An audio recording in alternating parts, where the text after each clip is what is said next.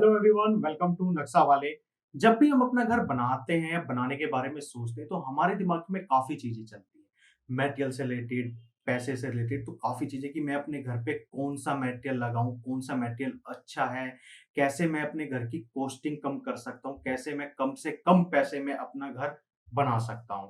तो इसी बारे में हम बात करेंगे। आज बात करेंगे एसीसी ब्लॉक्स के बारे में और साथ ही साथ रेड ब्रिक्स के बारे में कि हमें एसीसी ब्लॉक्स अपने घर पर लगाने चाहिए या ब्रिक वर्क करना चाहिए, जो लाल ईंटें होती है ना। लेकिन एसीसी ब्लॉक्स होता क्या है? एसीसी ब्लॉक्स आपके होते हैं autoclaved aerated concrete.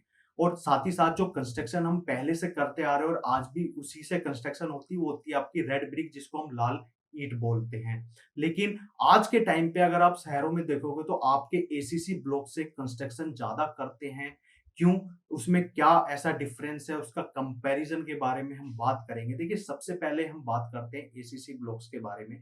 ACC blocks आपके साइज में बड़े होते हैं, वो लाइट वेट होते हैं। अगर बात करें रेड ब्रिक्स की, जो लाल ईंटें होती है, उनका साइज छोटा होता है और उनका वेट भी ज्यादा होता है। अगर एक जो एसीसी ब्लॉक्स है, उसके साइज जो होता है और उसका जो वेट होता है, वो होता है आपका 10 से 11 किलो। अगर एसीसी ब्लॉक्स के कंपेयर में अगर आप ईंट लगा रहे हो, तो आपको कम से कम 8 ईंट लगती है और उसका वेट चला जाता है आपका 24 से 25 किलो। तो आप देख सकते हो कि वेट में कितना डिफरेंस आ जाता है।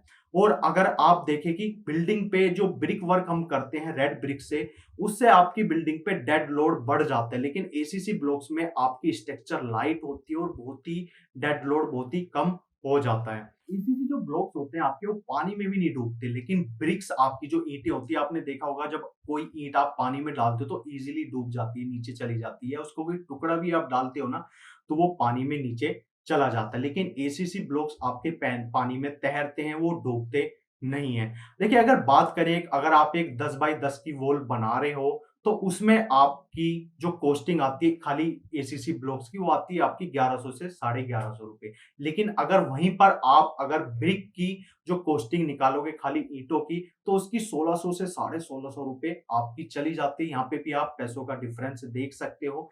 अगर बात करें कि एसीसी ब्लॉक से अगर आप एक वॉल बना रहे हो, एक 10 बाई 10 की वॉल बना रहे हो 4 इंची की, तो उसमें आपकी 72 ब्लॉक्स लगते हैं और उसमें आपका एक बैग सीमेंट का लगता है, एक कट्टा सीमेंट लगता है। अगर वहीं पर आप रेड ब्रिक से अपना घर बना रहे हो, तो वहां पर आपको 500 ईंटें लगती हैं और साथ ही साथ 2 कट्टे सीमेंट लगता है। अगर बात करें टोटल कॉस्टिंग की, एक 10 बाई 10 की जो वॉल आप बना रहे हो 4 इंची की, तो उसकी टोटल कॉस्टिंग जो आपकी आती है बनाने में, उसमें आपकी ब्रिक की कॉस्टिंग होगी, मेटल की कॉस्टिंग हो गई, उसमें आपकी लेबर कॉस्टिंग होगी, तो उसको जो टोटल खर्चा आपको बनाने में आएगा 4 से 4,500 रुपए आता है। लेकिन अगर आप ब्रिक से वो चीज बना रहे हो, 10 बाई 10 की वॉल बना रहे हो, तो वहीं पर उसकी कॉस्टिंग चली जाती है 6 से 6,500 रुपए। देखिए, ये पैसों का डिफरेंस, ये एक वॉल का डिफरेंस है। लेकिन आप जब प्रॉपर पूरे घर की कंस्ट्रक्शन करते हो, तो आपका बहुत ज्यादा डिफरेंस देखने को मिलता है पैसे में। अगर आप एसीसी ब्लॉक से अपना घर बनाते हो, तो आप जब टोटल कैलकुलेशन करोगे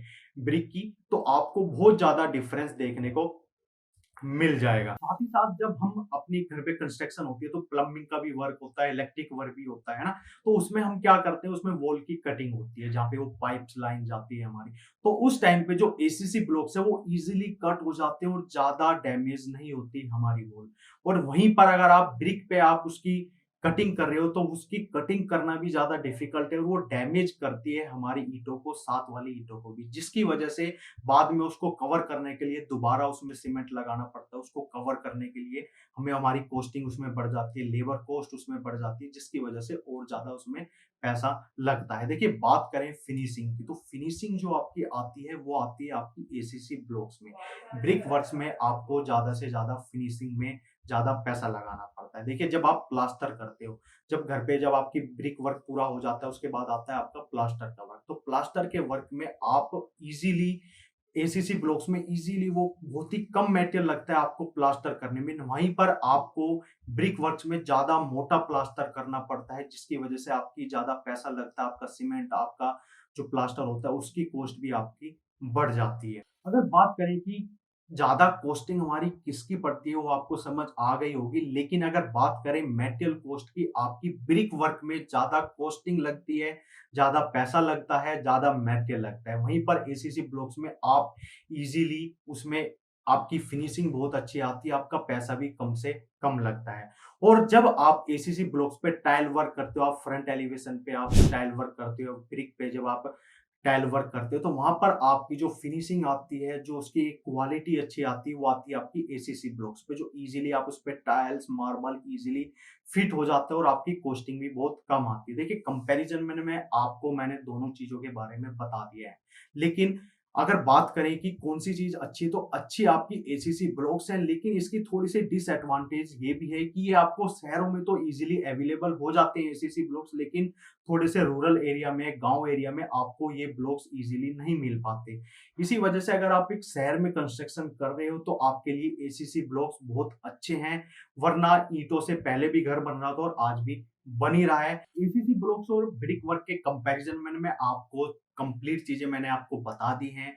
अब आप अपने तरीके से अपनी कंस्ट्रक्शन कर सकते हो। अगर आप भी कंस्ट्रक्शन से रिलेटेड कोई भी आपकी इंक्वायरी आप कुछ जानना चाहते हो, अपना घर का नक्शा बनवाना चाहते हो, उसका एलिवेशन आप बनवाना चाहते हो, तो आप हमारी नक्शा वाले ऐप डाउनलोड कर सकते हो। डिस्क्रिप्शन में आपको लिंक मिल जाएगा और आप हमें डायरेक्ट कॉल भी कर सकते हो।